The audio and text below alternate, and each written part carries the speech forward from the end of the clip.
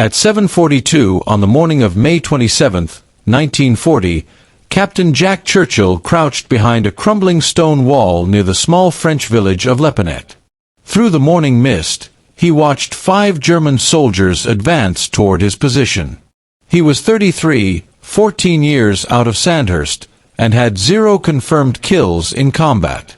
The Wehrmacht had already crushed Poland in just 36 days, and now their tanks were tearing through France at 40 miles per day. The British Expeditionary Force was retreating toward the sea in a desperate flight.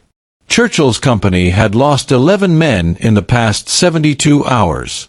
The Germans had better tanks, better aircraft, better coordination. Along every road to Dunkirk, British soldiers were dying by the hundreds. Retreat had become a rout. Officers burned classified documents in ditches. Sergeants buried equipment they could not carry. Privates discarded rifles just to run faster toward the coast. But Jack Churchill was not running.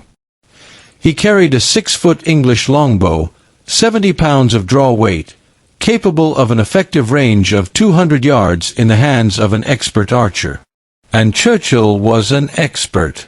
Less than a year earlier, he had represented Great Britain at the World Archery Championships in Oslo. Not a champion, but skilled enough to put an arrow through a playing card at 50 yards. The German patrol was now 30 yards away, close enough for the arrow to find its mark. The sergeant leading the group moved carefully, scanning the hedges and windows for rifles, grenades, machine guns, never imagining a medieval weapon. Churchill drew the bow, fingers finding the anchor point he had practiced countless times. He had never aimed at a human target before, but now he did. The arrow flew, and the German sergeant dropped silently, the shaft buried deep in his chest. The first confirmed longbow kill in a European war since the 17th century. The last of the entire Second World War. Jack Churchill was not just eccentric. He was a living embodiment of psychological warfare. He had studied military history extensively. He knew modern rifles outmatched longbows in range and rate of fire. But he also knew that in close combat, in ambushes, in the chaos of hand-to-hand fighting, fear could be more lethal than bullets. A man charging at you with a broadsword and a war cry was more terrifying than a rifle from cover. And a silent arrow could decide life or death before the enemy even realized the threat. After Dunkirk, Churchill returned home with his bow, his sword, and his bagpipes, having covered the retreat of his company. Soon, he volunteered for the newly formed Commandos, a brutal, elite force trained for high-risk raids along Nazi-occupied coasts. He brought his medieval arsenal with him. The training was grueling.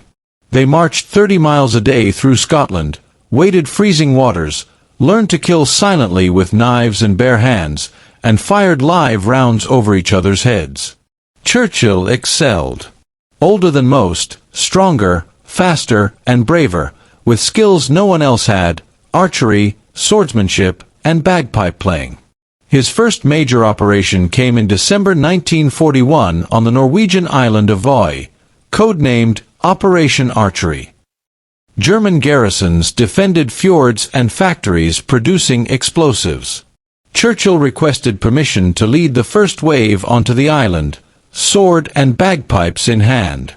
The British thought he was insane, but he proved otherwise. At 8:48, he landed on Moy Island, playing the March of the Cameron Men on his bagpipes as explosions and gunfire erupted around him. The Germans could not comprehend what they were seeing. Before anyone could react, Churchill threw grenades, drew his broadsword, and led a furious charge. In less than 10 minutes, Moy Island was secured, coastal guns destroyed, prisoners captured, and his legend born. Over the next years, his campaigns continued. He led Commandos through Norway, Sicily, Italy, and Yugoslavia, often using unconventional tactics.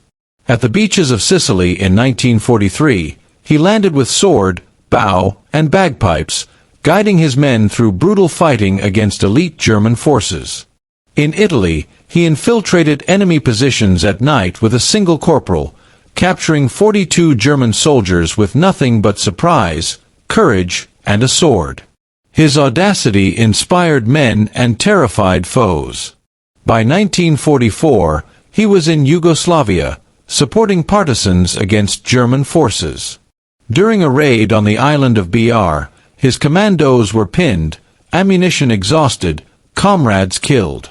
Alone, Churchill sat on a hillside and played a Scottish lament on his bagpipes, a defiant act of courage in the face of overwhelming odds.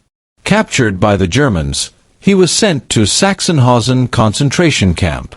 There, he planned and executed an escape through a 110-meter tunnel, navigating enemy territory for 2 weeks to reach safety. Churchill survived the final battles in Europe, walked hundreds of kilometers, and returned to Britain in May 1945. The war in Europe was over, but he longed for one final battle in the Pacific. By the time he reached Burma, Japan had surrendered following the atomic bombings, denying him the chance. Peace did not suit Jack Churchill. He continued his adventurous life, transferring to Palestine in 1947 to oversee evacuations under extreme danger, later returning to Britain. Retirement did not tame him. In 1955, at age 48, he became one of Britain's first surfers, riding tidal waves on the River Severn. He spent his later years building model ships, piloting steamboats, playing bagpipes, and delighting in eccentric adventures. Jack Churchill passed away on March 8, 1996, at the age of 89. A man who fought with swords and bows in the age of tanks, who escaped concentration camps, who captured enemies with psychological cunning and courage, and who surfed river waves for the sheer joy of it. Not the most decorated soldier, nor the most brilliant tactician, but a living proof that individual courage, ingenuity, and unshakable daring can leave a mark far beyond the battlefield. Jack Churchill's story is more than history. It is a reminder that one person, armed with courage and unconventional thinking, can achieve the impossible. If this story moved you, hit the like button, subscribe, and turn on notifications. Share in the comments where you're watching from and whether you've heard of Mad Jack before. Every view helps keep these incredible stories alive.